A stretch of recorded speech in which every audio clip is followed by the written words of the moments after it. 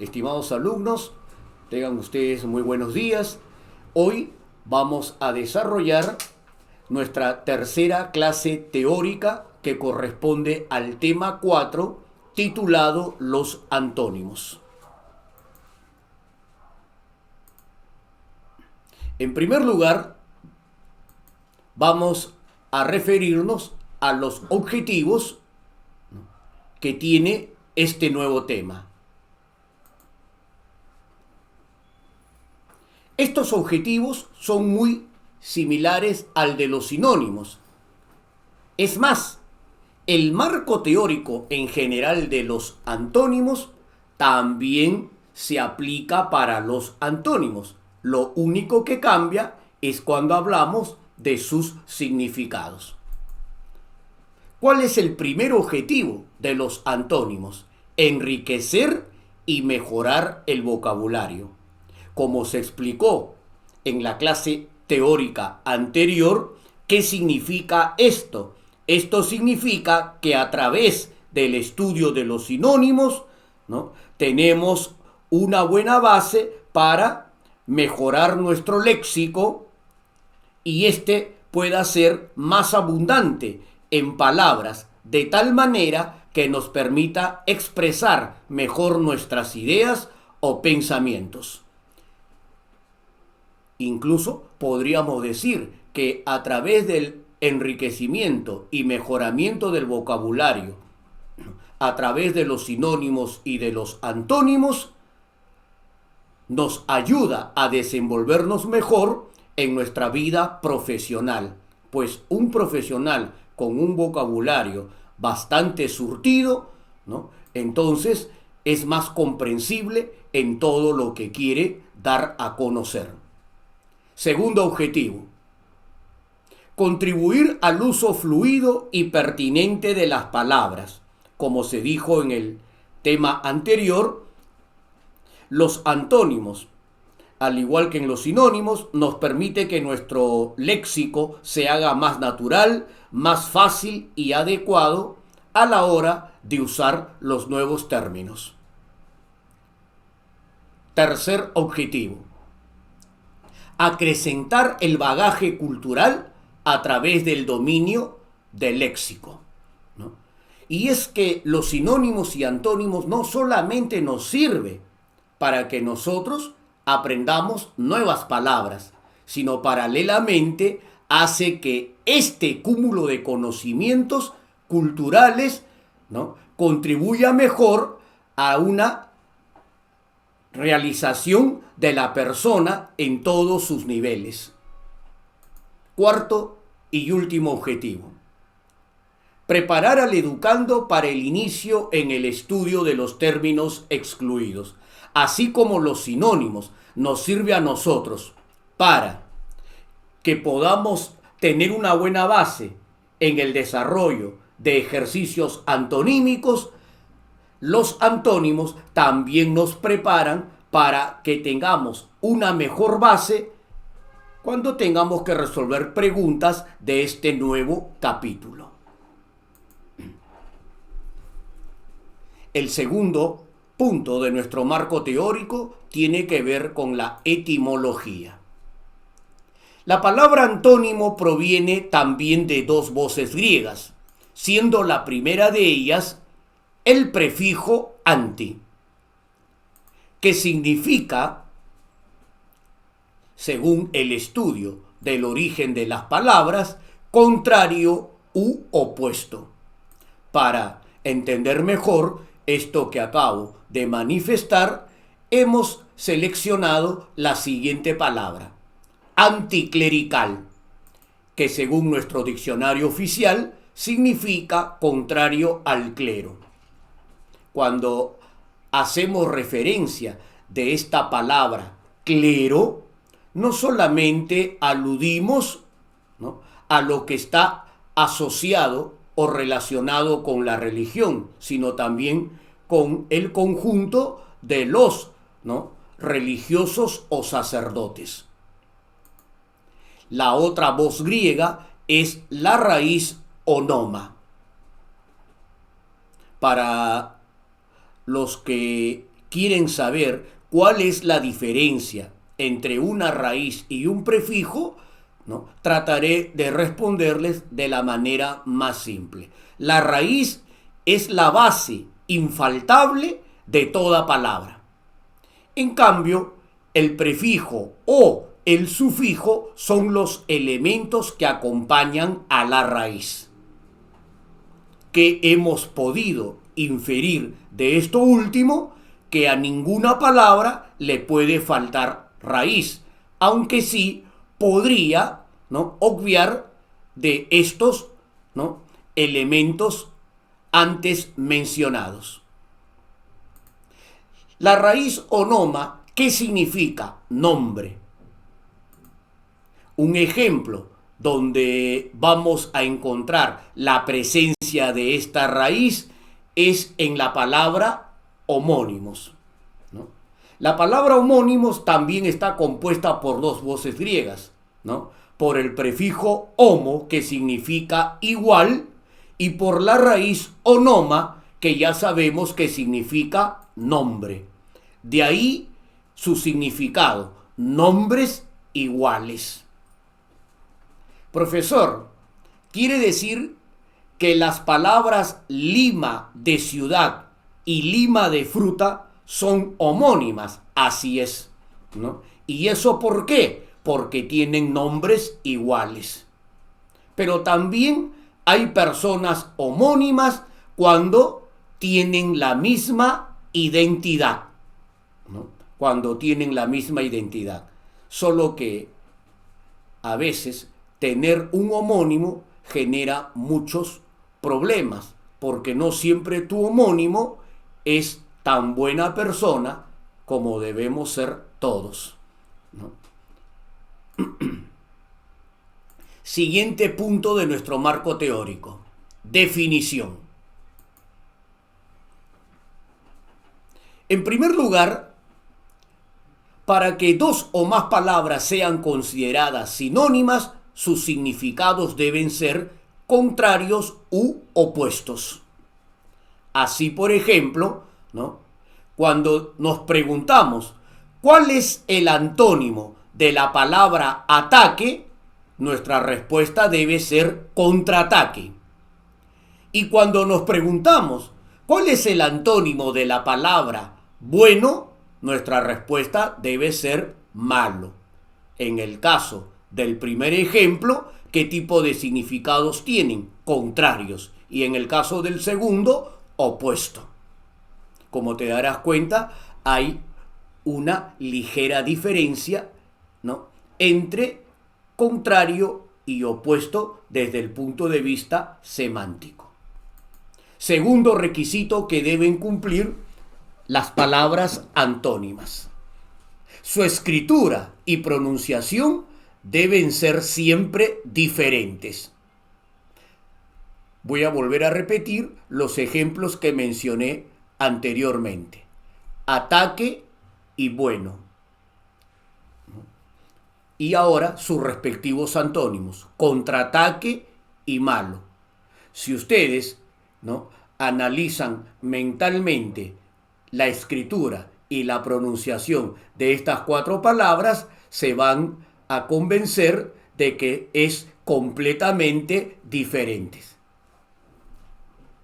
Tercer requisito: sus categorías gramaticales deben ser siempre iguales.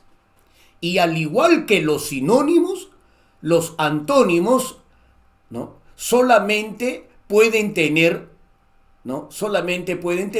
cuatro categorías gramaticales. ¿Cuáles son estas? Los sustantivos, los adjetivos, los verbos y algunos adverbios. Después, ninguna otra categoría gramatical posee antónimo. Solamente esas cuatro. ¿Ya? Muy bien. Profesor, si con tilde es un adverbio, ¿tiene antónimo? Efectivamente. ¿Y cuál será el antónimo del adverbio sí? ¿No? Sería la palabra no. ¿Y por qué, profesor? Porque no, al igual que sí, también es un adverbio. solo que en el caso de sí es un adverbio de afirmación y en el caso de no es un adverbio de negación. ¿Correcto? Muy bien. Cuarto y último requisito. El campo semántico de las palabras antónimas deben ser idénticos. Para explicar mejor esto que acaban ustedes de leer y escuchar, vamos a recurrir, ¿no?, al siguiente ejemplo. A ver. ¿Recuerdan ustedes que en los sinónimos nosotros, entre los muchos ejemplos que mencionamos, había uno cuya premisa era la palabra, ¿no?, flaco, ¿no? Había uno cuya premisa era la palabra flaco.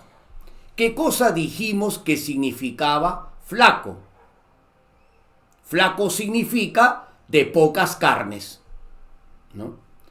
¿Y cuál debe ser su opuesto? Su opuesto debe ser gordo, que significa abundante en carnes. Ahora bien, si nosotros nos preguntamos el significado entre un flaco, persona de pocas carnes, y un gordo, persona de abundantes carnes, ¿cómo será? ¿Contrario u opuesto? Son opuestos.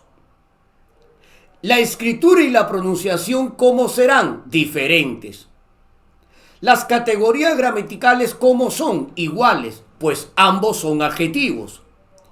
¿Y a qué campo semántico pertenecerán? ¿No? Al de la contextura, ¿no?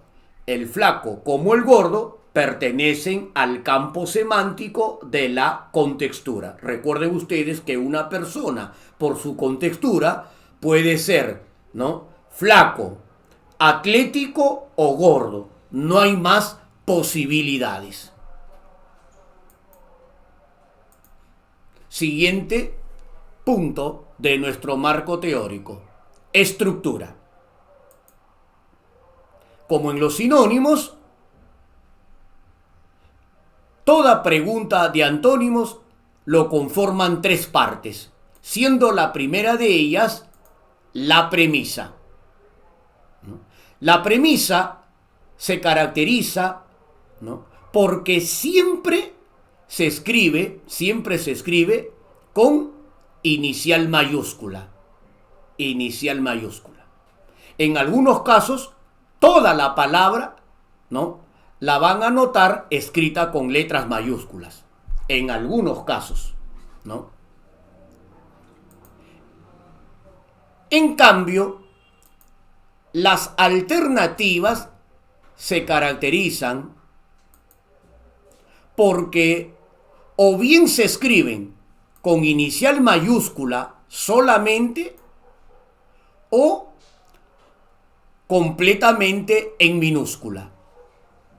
No olvidarse.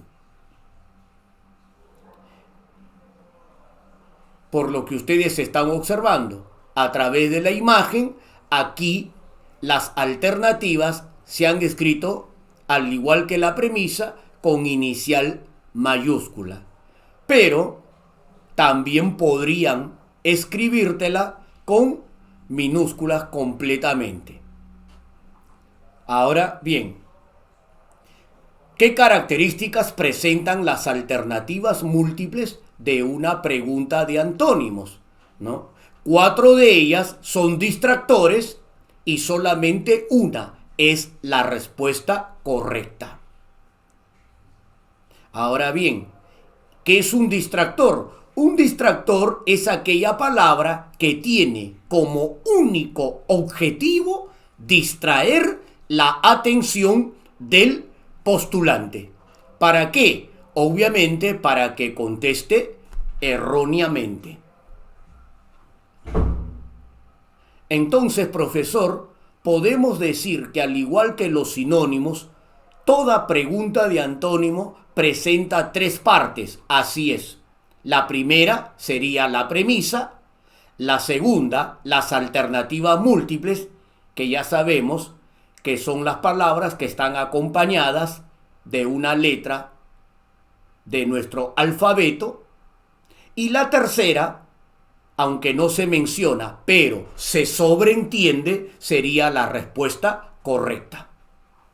Muy bien, el ejercicio no solamente está para que lo veamos, sino también le vamos a dar resolución. La palabra ético es un adjetivo que significa, en su primera acepción, tísico. Profesor, ¿qué es una acepción? ¿No? Acepción es el nombre que se da a cada uno de los significados que tiene toda palabra polisémica. ¿Y por qué digo polisémica? Porque las monosémicas solamente tienen una única acepción o significado. Por eso que hago la observación, ¿ya? Acepción se llama a cada uno de los significados que tiene una palabra polisémica. Entonces, según el diccionario de la Real Academia Española, ¿cuál es la primera acepción del vocablo ético? Tísico.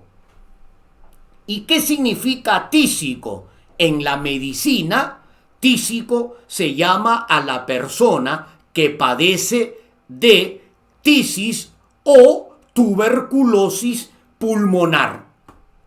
Ah, ya, profesor. Entonces puedo inferir que un ético es una persona enfermiza, efectivamente. Por eso, cuando escuchamos la explicación teórica que hace el docente, no basta con que usted preste atención. Si puede hacer paralelamente a la explicación de inferencias, mucho mejor. ¿Sabes además por qué? Porque las inferencias es lo que más se aplica, por ejemplo, en un texto en comprensión lectora. Muy bien, sigamos con nuestra resolución del ejemplo de antónimos que tenemos en la estructura. Profesor, ¿podríamos crear una oración con la palabra ético? Por supuesto, con cualquier palabra podemos crear una oración, ¿no? Así, por ejemplo, podríamos decir lo siguiente: el doctor ordenó el inmediato internamiento del ético. Es decir, el doctor ordenó el inmediato internamiento del tuberculoso. O como ustedes pudieron inferir, ¿no? Enfermizo. Muy bien. Entonces, sin recurrir a las alternativas, preguntémonos, ¿cuáles serían los sinónimos más próximos a la palabra ético? Aunque no hay muchos, vamos a mencionar solamente dos. Tuberculoso, que ya lo escuchaste, y el otro sería la palabra éctico. Escuchen bien, éctico, es decir, con C después de la E. Y ahora que ya conocemos los sinónimos de la palabra ético, podríamos también, sin necesidad de leer las alternativas, ¿no?, preguntarnos ¿qué vocablos pueden aspirar como antónimos? Claro que sí. Y si tú, ¿no?, te haces esa pregunta, estoy seguro que vas a llegar también a más de una respuesta, ¿no? A ver, ¿no? Como la palabra tuberculoso en realidad no tiene antónimo porque se refiere al nombre de una enfermedad, en este caso me convendría buscar el opuesto, ¿no?, el opuesto de enfermizo, ¿no?, el opuesto de enfermizo. Y todos sabemos que el opuesto de un enfermizo podría ser una persona sana, ¿no? Podría ser una persona sana. Muy bien, tomando como base este antónimo, creo que ya tenemos prácticamente en un 75% la respuesta para el ejemplo que plantea la estructura. A ver, la alternativa A dice fornido. Fornido se llama a la persona que es robusta, fuerte. Nos preguntamos, ¿puede oponérsele un ético que es un enfermizo? No. ¿Qué se le opondría a un fornido? A un fornido se le opondría un débil.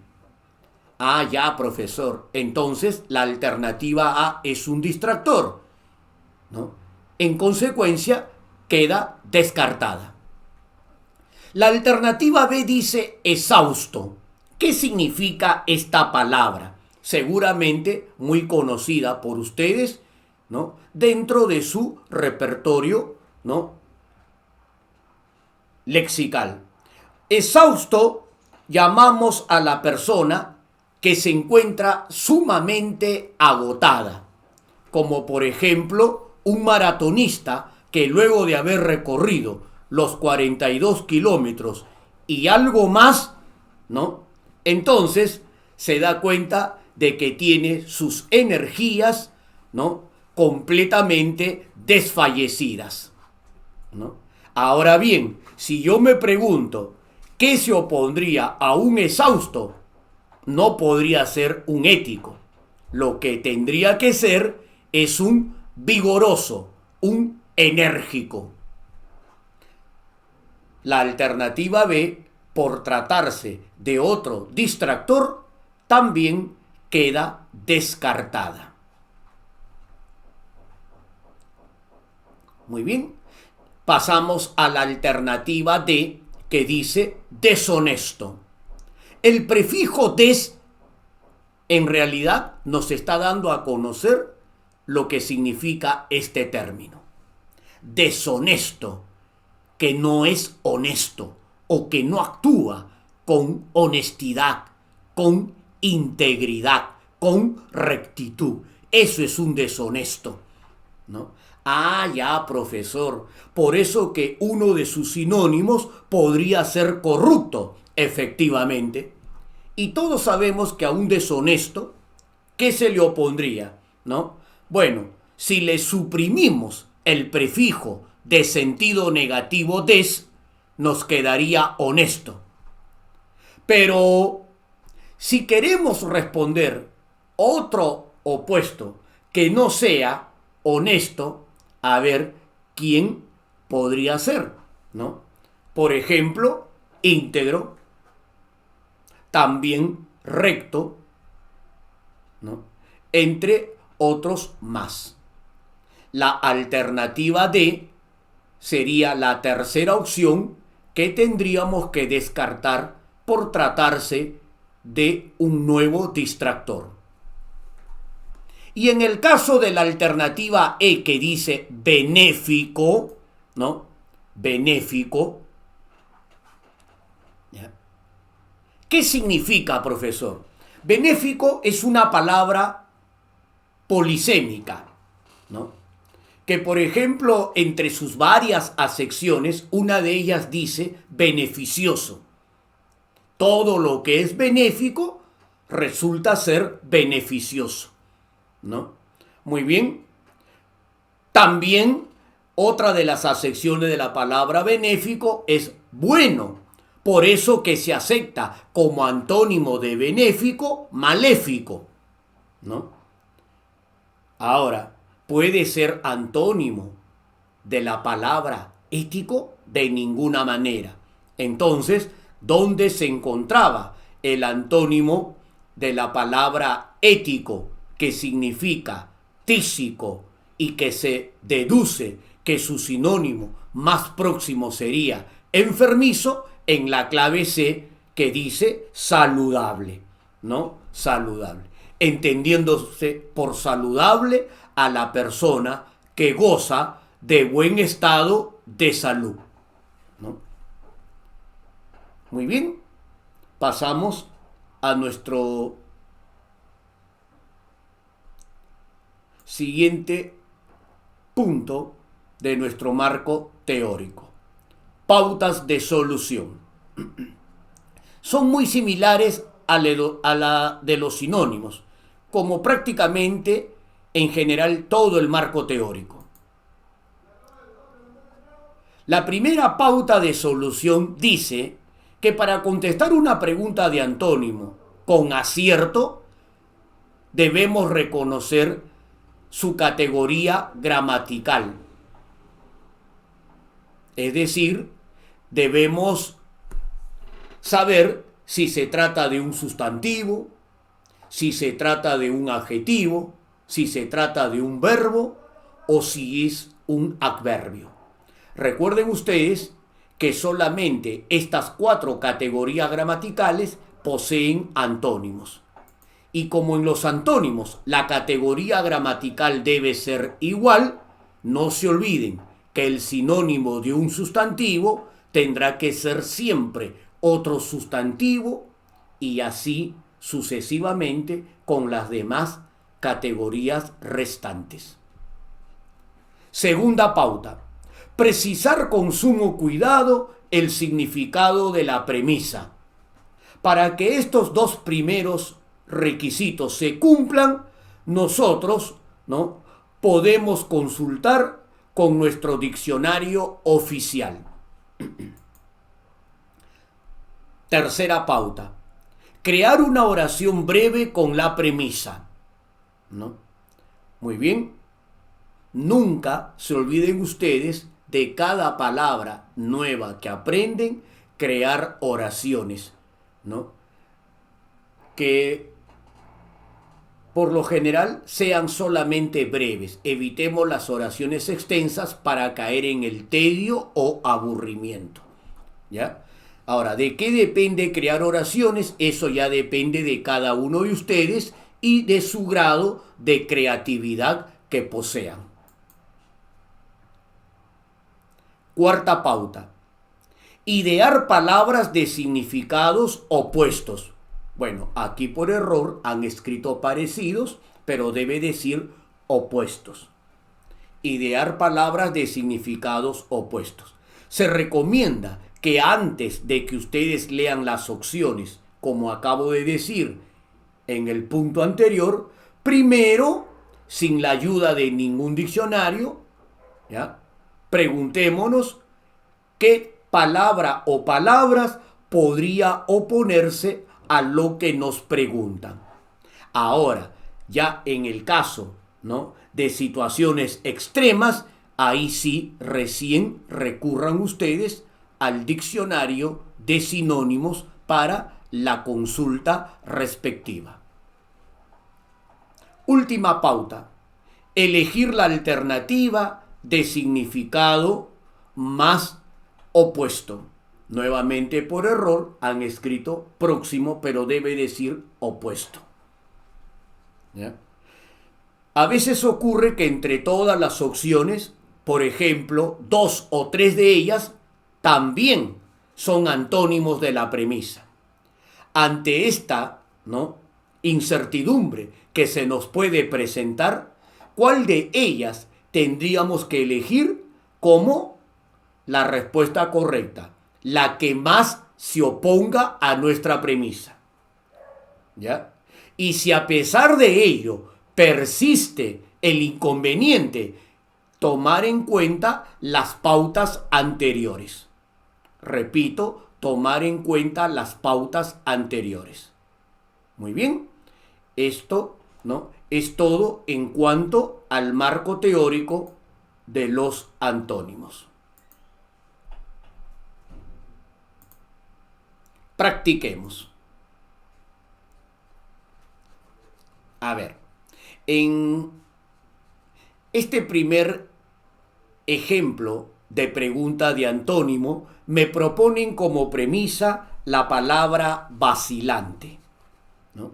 Vacilante también es una palabra polisémica que significa, entre otras cosas, que se mueve indeterminadamente, ¿no?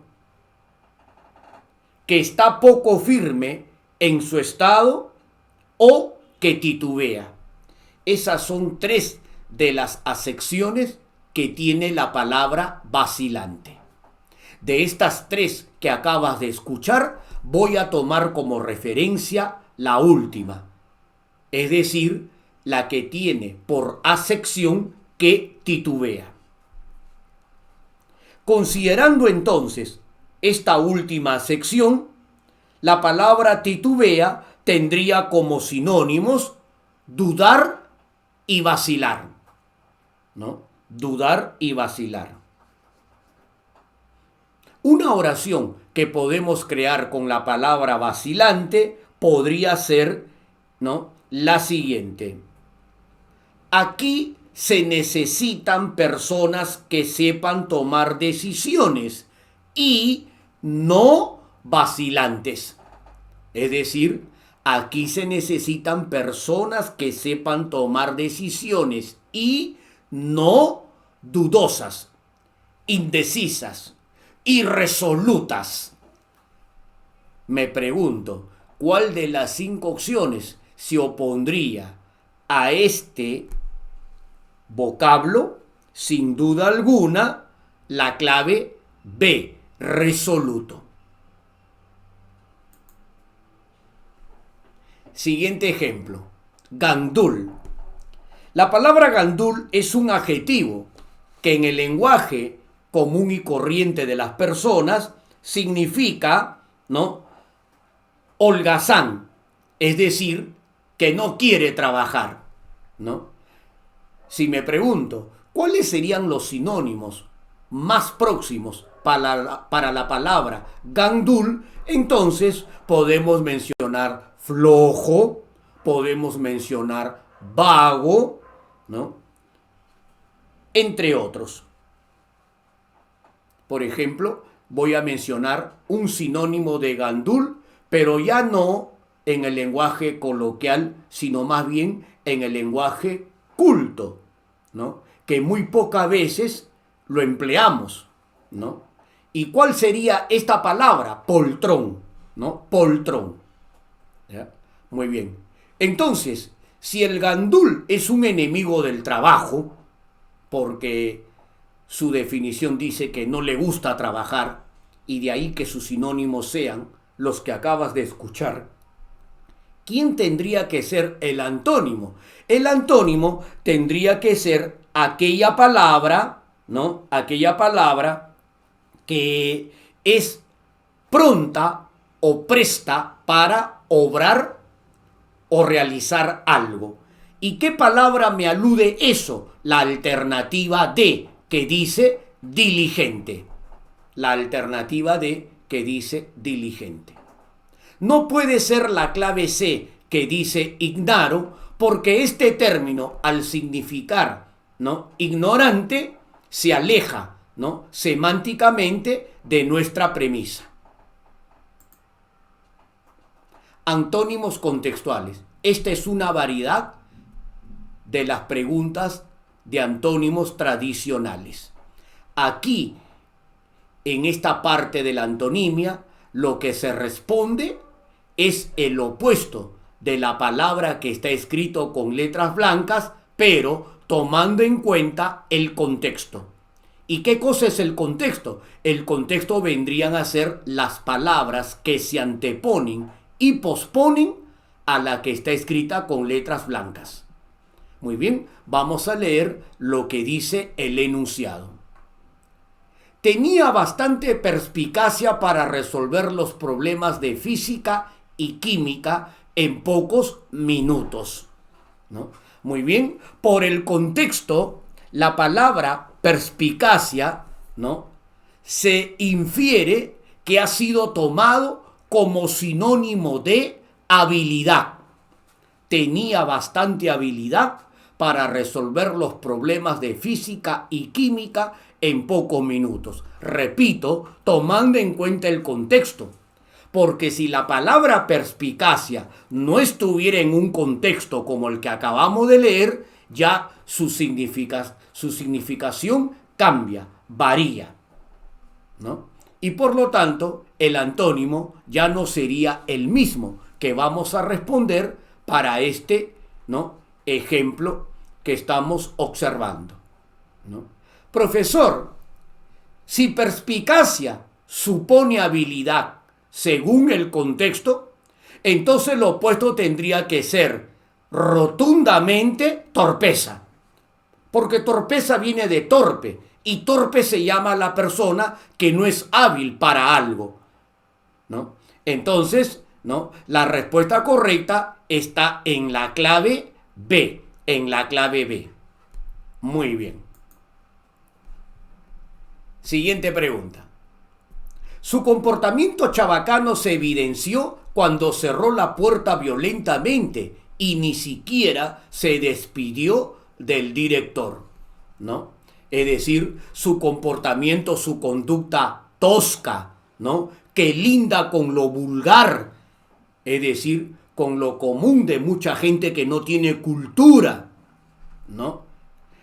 Porque si la palabra chabacano, como dije en el ejemplo anterior, no estuviera en este contexto, entonces ya su significado varía un poco.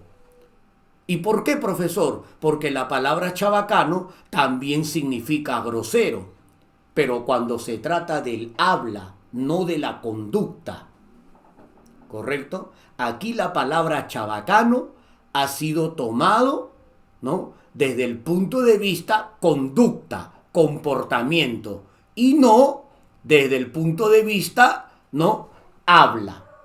¿De acuerdo? Muy bien. Ah, ya, profesor.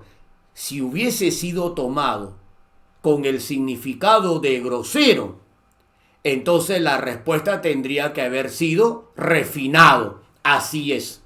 Porque refinado se llama a la persona que es, ¿no?, fina para hablar, ¿no? En cambio, como ha sido tomado, ¿no?, en el contexto de, ¿no?, en el contexto de tosco, de vulgar, ¿cuál tendría que ser el opuesto? El opuesto tendría que ser, ¿no?, educado, clave B. Pues el educado, más allá de tener educación, también es el nombre que se da a la persona que es, ¿no?, cortés, amable en el trato. Algo que no lo tiene el chabacano por el contexto que acabamos de leer. Muy bien, mis estimados alumnos, así hemos llegado a la parte final de este nuevo tema titulado Los antónimos, y sin nada más que decirles, pero sí desearles que tengan éxito en la parte práctica, me despido hasta una próxima clase. Que tengan ustedes muy buen día o buenas noches. Hasta luego.